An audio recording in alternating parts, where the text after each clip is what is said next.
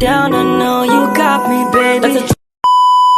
Baik, Assalamualaikum warahmatullahi wabarakatuh. Kembali lagi di channel saya, Fira Education Insight. Kali ini saya akan menjelaskan tentang aplikasi yang sudah saya buat. Tapi sebelumnya, perkenalkan dulu, nama saya Maghfirah, NIM saya 221012. Saya dari kelas 5A Amik Selat Panjang. Tujuan saya membuat video kali ini itu adalah untuk memenuhi tugas UAS saya dari mata kuliah pemrograman Delphi dengan dosen pengampu Bapak Fikri Ramadan, Eskom Mkom. Tapi sebelum itu saya mohon maaf karena saya membuat rekaman atau video tugas kali ini itu tidak menggunakan rekam layar dari laptop langsung dikarenakan terdapat beberapa kendala sehingga saya membuat video project kali ini itu menggunakan media handphone atau telepon seluler. Nah, oke, langsung saja kita masuk ke aplikasinya. Di sini kita cari dulu aplikasinya.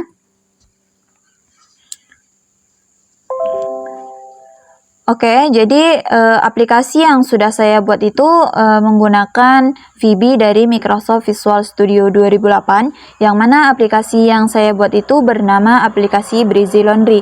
Di sini sudah ada folder bernama Breezy Laundry. Langsung saja kita klik. Nah, di sini sudah masuk di tampilan aplikasinya.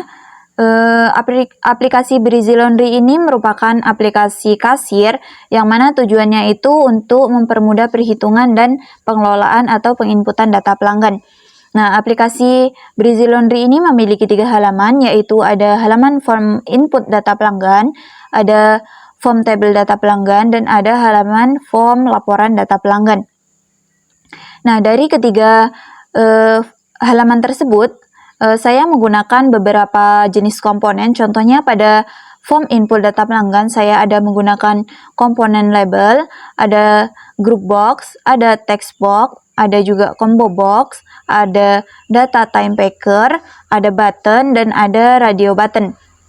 Selanjutnya untuk form table data pelanggan, di sini saya menggunakan 3 jenis komponen. Ada yang pertama yaitu komponen label, selanjutnya ada data grid view, dan ada beberapa jenis button.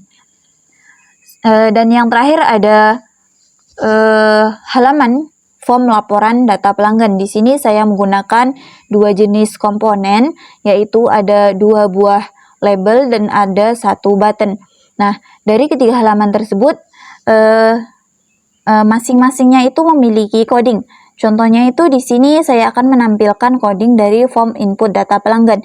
Di form input data pelanggan kita tinggal double klik. Di sini sudah masuk atau sudah menampilkan coding dari form input data pelanggan. Selanjutnya itu saya akan menampilkan coding dari form table data pelanggan. Di form table data pelanggan kita tinggal double klik. Nah, di sini sudah masuk ke coding dari form table data pelanggan. Dan yang terakhir ada coding dari form laporan data pelanggan. Di formnya tinggal kita double klik. Di sini sudah tampil coding dari form laporan data pelanggan. Nah, itulah tadi 3 buah coding dari 3 halaman aplikasi yang sudah saya buat. Selanjutnya langsung saja kita runkan atau kita jalankan aplikasinya. Coba kita klik run di atas sini. Kita klik run. Nah, di sini aplikasinya itu sudah jalan. Yang pertama akan tampil itu adalah halaman form input data pelanggan. Nah, di halaman form input data pelanggan ini terdapat beberapa buah form yang harus kita isi, yang mana ada form nama pelanggan, ada berat, ada jenis, ada harga, ada total harga, ada uang pelanggan, ada kembalian, ada tanggal pengambilan, dan ada kualitas cucian. Oke, langsung saja kita isi nama pelanggannya. Yang pertama itu contohnya Vira. Beratnya itu kita kasih contoh 2 kilo. Jenis cuciannya di sini saya di dalam codingnya itu sudah menambahkan 4 buah jenis cucian. Yang pertama itu ada pakaian, ada juga karpet, ada selimut, dan ada boneka. Nah, di setiap item ini memiliki beberapa harga yang berbeda-beda. Contohnya itu pada pakaian harga per kilonya itu 6.000, karpet harganya 10.000 per kilonya, selimut harganya 12.000 per kilo dan boneka itu harganya 7.000 per kilo. Nah, di sini kita sudah isi nama pelanggan, beratnya sudah terisi, jenisnya contohnya kita kasih boneka aja, per kilonya itu 7.000. Di sini harganya itu akan tertera otomatis sesuai jenis pencucian yang kita pilih. Selanjutnya kita langsung saja klik button prosesnya di sini. Nah, akan muncul peringatan di sini, pilih jenis kualitas cucian terlebih dahulu. Ini muncul karena kita belum memilih kualitas cucian yang ada di sini. Kita klik saja OK. Nah, di sini kualitas cuciannya itu ada dua, ada yang standar dan ada express. Di sini apabila kita memilih kualitas cucian yang standar, maka harganya di sini akan tetap, tidak akan berubah dan tidak ada penambahan biaya. Nah, tetapi jika kita memilih kualitas cucian yang express, maka dari harga aslinya itu akan ada penambahan biaya sebesar Rp5.000. Contohnya di sini beratnya 2 kilo dan harga per kilonya itu 7.000, jadi 7.000 dikali 2 kilo harusnya 14.000 kan. Coba kita pilih kualitas cucian yang express, coba kita klik button prosesnya. Nah, di sini yang tadinya 14.000 menjadi 19.000 dikarenakan ada penambahan biaya sebesar 5.000 dari kualitas cucian yang express. Di sini langsung saja kita masukkan uang pelanggannya itu contohnya sebesar 20.000. Langsung saja coba kita hitung. Nah, kembaliannya di sini 1.000. Di sini yang terakhir yaitu ada tanggal pengambilannya itu kita bisa menyeting tanggal pengambilan yang diinginkan oleh pelanggan. Contohnya itu kita setting tanggalnya ke tanggal 17. Tinggal kita setelah formnya terisi di sini dari nama sampai ke tanggal pengambilannya sudah terisi, tinggal kita klik simpan. Nah, dari data ini nanti akan tersimpan di halaman atau form tabel data pelanggan. Coba kita langsung saja kita klik simpan. Nah, di sini data tadi akan masuk ke tabel data pelanggan.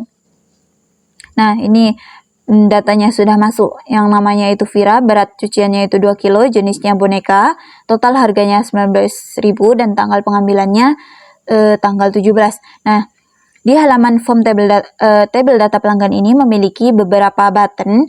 Yang pertama ada button input data, yang kedua ada edit, yang ketiga ada cetak, yang keempat ada hapus, dan yang terakhir ada button kembali. Nah, nanti kita akan mencoba satu-satu dari button yang ada. Yang pertama kita akan coba dulu button input data. Nah, fungsi dari button input data ini adalah untuk menginput atau memasukkan data yang baru ke tabel data pelanggan. Coba kita klik input data. Nah, apabila kita mengklik input data, maka akan kembali ke halaman input data. Nah, di sini sudah kembali ke halaman input data. Nah, mengapa formnya itu masih terisi? Dikarenakan kita sudah mengisi data pelanggan sebelumnya. Tinggal kita klik reset aja di sini. Nah, formnya sudah kosong, tinggal kita tambahkan lagi data pelanggan yang baru. Contohnya nama pelanggannya itu Ica. Kita ambil berat cuciannya itu 1 kilo saja. Kita ambil jenis cuciannya itu contohnya pakaian. Kita pilih kualitas cuciannya itu yang standar dan kita coba kita klik button prosesnya. Nah, di sini harganya 6.000. Kita ambil contoh uang pelanggannya itu 6.000 juga, pakai uang pas, contohnya 6.000. Di sini kita hitung, maka tidak ada kembalian atau 0 rupiah. Dan yang terakhir di sini kita setting tanggal pengambilannya. Coba kita setting tanggal pengambilannya itu tanggal 18. Nah, setelah semua data terisi tinggal kita simpan. Nah, di sini data yang baru sudah ditambahkan ke tabel data pelanggan. Nah, selanjutnya di sini kita akan coba button editnya. Coba kita klik button edit. Nah, akan ada peringatan pilih data yang ingin diedit. Ini muncul karena kita belum memilih mana data yang akan diedit. Coba kita klik OK saja di sini. Kita pilih datanya. Nah, kita sudah pilih. Coba kita klik kembali button editnya, maka akan kembali ke halaman input data pelanggan. Nah, ini sudah kembali ke halaman input data pelanggan. Kita akan edit yang Ica menjadi namanya Ical. kita setting tanggal pengambilannya menjadi tanggal 19 contohnya. Nah, mungkin itu saja yang akan diedit. Coba langsung saja kita simpan. Nah, di sini datanya sudah diupdate. Yang awalnya itu namanya Ica menjadi Ical, dan tanggal pengambilannya yang awalnya tanggal 18 menjadi tanggal 19. Nah, selanjutnya itu ada button cetak. Nah, dari dua data yang ada di tabel data pelanggan ini, nanti kita akan cetak di button cetak. Coba klik button cetaknya di sini. Nah, dua data itu tadi sudah dicetak di sini, tampilnya itu dalam bentuk teks. Nah, setelah itu kalau kita sudah selesai mencetak laporannya, kita bisa klik kembali. Apabila kita mengklik kembali ini, button kembalinya ini, maka akan kembali ke halaman tabel data pelanggan. Coba kita klik kembali. Nah, di sini sudah kembali ke halaman atau form tabel data pelanggan. Selanjutnya kita akan mencoba button hapusnya. Sebelum kita mengklik button hapusnya, di sini kita diharuskan untuk memilih mana data yang akan dihapus. Ini sudah dipilih dan tinggal kita klik button hapusnya. Di sini ada konfirmasi apakah Anda yakin ingin menghapus data ini. Kita klik saja yes. Nah, di sini data sudah sukses atau sudah berhasil dihapus. Kita tinggal klik saja OK. Nah, di sini tampilannya tadi kan di sini tadinya ada dua buah data, karena yang satunya tadi udah dihapus, jadi tinggal satu buah data. Selanjutnya, button yang terakhir dari form tabel data pelanggan yaitu ada kembali. Nah, apabila kita mengklik button kembali, maka akan kembali ke halaman form input data pelanggan. Coba kita klik, maka akan ada konfirmasi. Tulisannya itu apakah Anda ingin kembali ke halaman input data. Kita klik saja yes. Nah, di sini sudah kembali ke halaman input data pelanggan. Nah, di halaman form input data pelanggan ini kan ada 3 buah button. Ada reset, tadi kita udah coba ya, simpan juga udah dicoba, dan yang terakhir ada button keluar. Coba kita klik button keluarnya. Nah, di sini apabila kita mengklik button keluarnya, maka aplikasinya itu akan terclose atau akan tertutup dan berhenti. Coba kita keluar. Nah, di sini ada konfirmasi lagi apakah Anda yakin ingin keluar dari aplikasi. Kita klik saja yes. Nah, di sini aplikasinya itu sudah berhenti atau sudah tertutup. Nah, apabila kita sudah menutup atau meng-close aplikasinya itu, maka data yang kita inputkan pada saat aplikasinya berjalan itu akan hilang.